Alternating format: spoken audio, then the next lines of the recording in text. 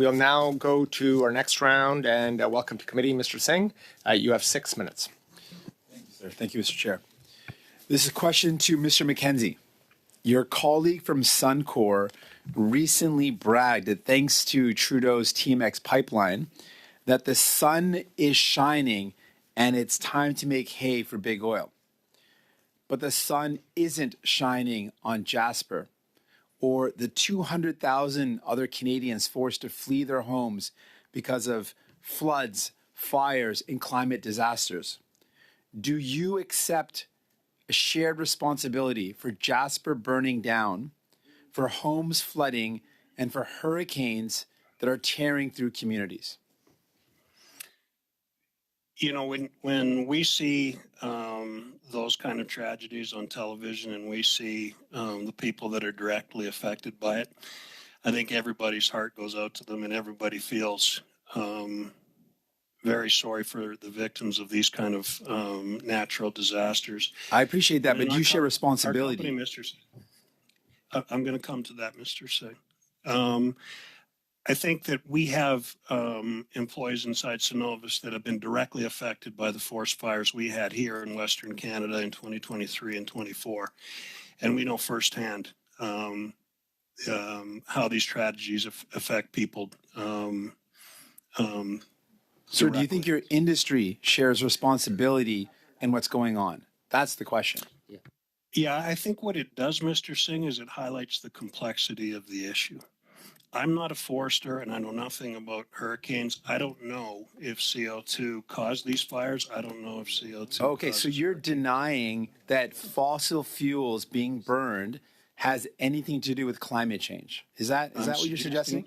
I'm suggesting to you that I don't know, and I'm suggesting to you that very few people know. But what I am suggesting is that people it highlights the complexity of the issue and that we need to do something about CO2. Sir, just a moment here, sir.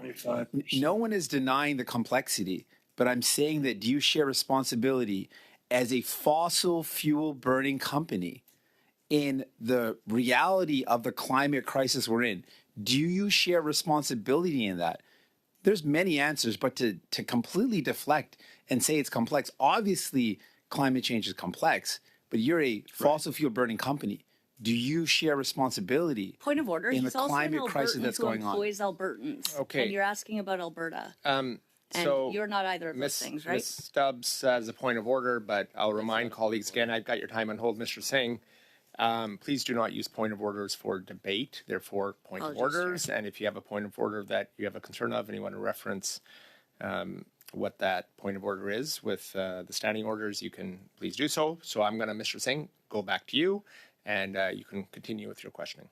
Thank you. So it's clear that you're denying the impact of the climate crisis and the fact that burning fossil fuel contributes to that. That's deeply troubling. I want to also point out something that's very interesting. I want to hear your thoughts on this. Oil and gas companies like yours raked in $37 billion in profits last year, a whopping $64 billion in profits in 2022. On top of that, Justin Trudeau is handing you $12 billion in money for carbon capture projects. And on top of that, he bought your industry a pipeline, mind you, that will cost every Canadian household $1,200. And yet you still come cap in hand, you and your industry, asking for more government handouts. So let me get this straight. You're burning the planet and you expect us to pay you to do it? Mr. Singh, I reject the entire premise of your question. Wait, you reject the money that you've been given? You reject the billions of dollars in profit you made? That's a ridiculous thing to say. Yeah. Obviously, you've made these billions of dollars of profit. Obviously, you're receiving billions of dollars of handouts from the government. And on top of that, you're asking for more. So what is there to reject in that? That is a ridiculous thing for you to say, sir. Mr. Singh, we paid $48 billion to all levels of government in 2022. Yes, we did make profits, but almost 50% of that went back into government coffers. And you received billions of dollars of public money as well. That's a fact as well. Your Well, industry I'm not receives sure which billions of dollars you're talking about that we receive. TMX The pipeline. national report that we publish every year, it sits on our website, which shows exactly how much government money we've received and exactly how much government we've paid. And I think if you look at that, you'll find that we paid well in excess of anything that we received directly. And in fact, that amount is de minimis. I'd also suggest to you that the TMX pipeline was built for Canada and Canadians. And the benefits. It's built for the oil industry. It's built for your sector, for your industry, in $1,200 per Canadian families to subsidize your sector on top of the billions of dollars you're receiving. And then you're still asking for more money. So you're literally asking Canadians to pay you to burn the planet. So we are asking for nothing from the Canadian government. Mr. McKenzie, I'll ask you to hold on your answer. We have a point of order from Mr. Falk. And please, Mr. Falk, point of order, not for debate. So go ahead. Because I think Mr. Singh is financially challenged. I don't think he understands income and expense statements or, well, he's asking. Order, Mr. Falk, I'm going to cut you off. That's not a point of order. You're engaging in debate with a member here and directly targeting him.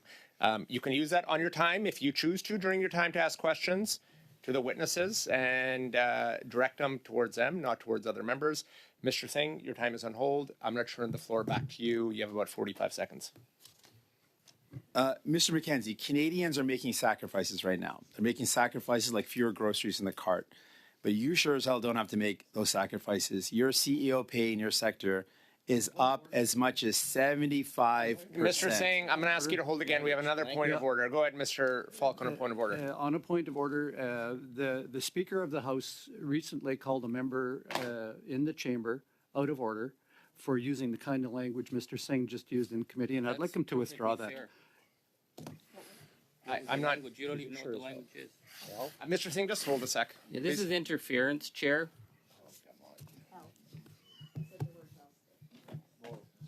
I'm not sure what. Speaker, so the Speaker ruled it out of order in the House. It certainly should be out of order. Not. I did not hear what was said, but I'm gonna ask all members, Mr. Falk, excuse me. I'm gonna ask all members to use parliamentary language throughout our conversations. We'll do our best to make sure that any unparliamentary language that we hear, we will. We can go back into the record and look and see if anything parliamentary is said. But I will turn it back over to you, sir, so you can continue on your questioning. Apologize. Pause the time for a second. Yeah, the time is paused. You have a go ahead. Of course they did. Yeah, I just want to make sure, Mr. Chair, you're okay with it. I said you sure as hell don't. And if there's a concern about that, I can change that. But I just want to make sure you. Because these guys right here, the conservatives, just for the folks watching, I'll ask everybody to hold for a second. Interrupt because they want to defend these guys. And Mr. Singh, just hold for a sec, please.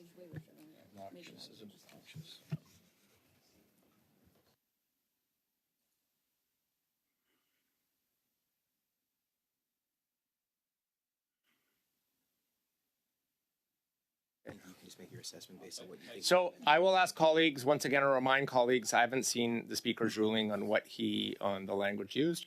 We can go look at that, but I will ask all colleagues to focus on using parliamentary language here at the committee that's not offensive towards anyone. And if we focus on that, I think we can get through today's meeting without any concerns. So thank you for your point of order. I'm going to go back to you, sir, and you have about 35 seconds left, I believe, and please go ahead. So Canadians, I said, are making a lot of sacrifices. You sure as heck are not. CEO pay is up by as much as 75%. But Cenovus fired 2,000 workers just a couple years ago, and as many as 50,000 workers could be fired because of your automation plans.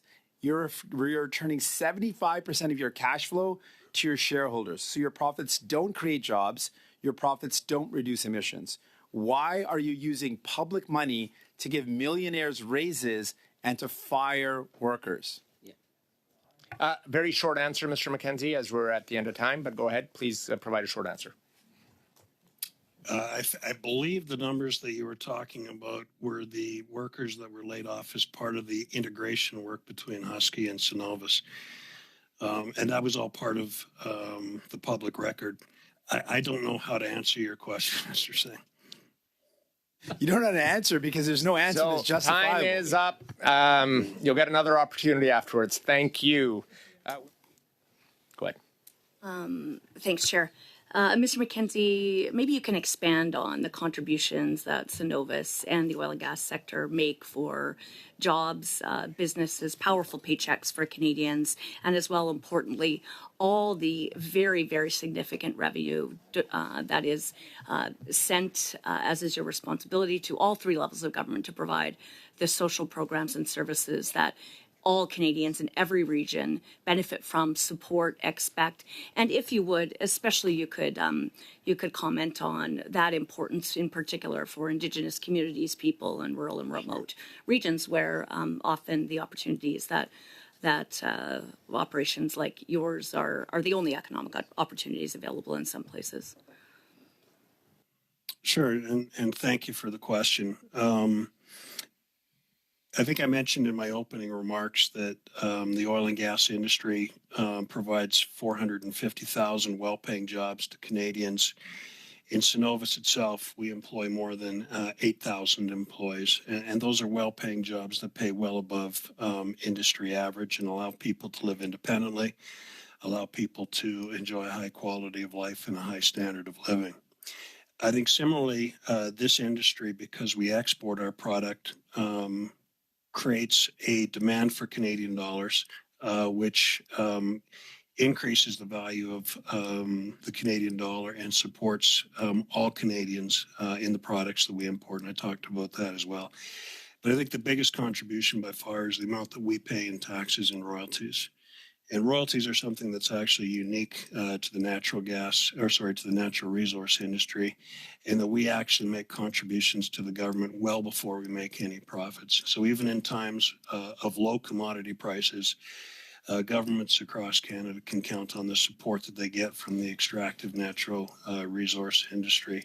And those amounts, including the taxes we pay, as I mentioned, are more than 50% of what we earn. So when we make profits, Canada benefits, not just in terms of royalties and taxes, jobs, and the Canadian dollar, but also in terms of the investment that we make.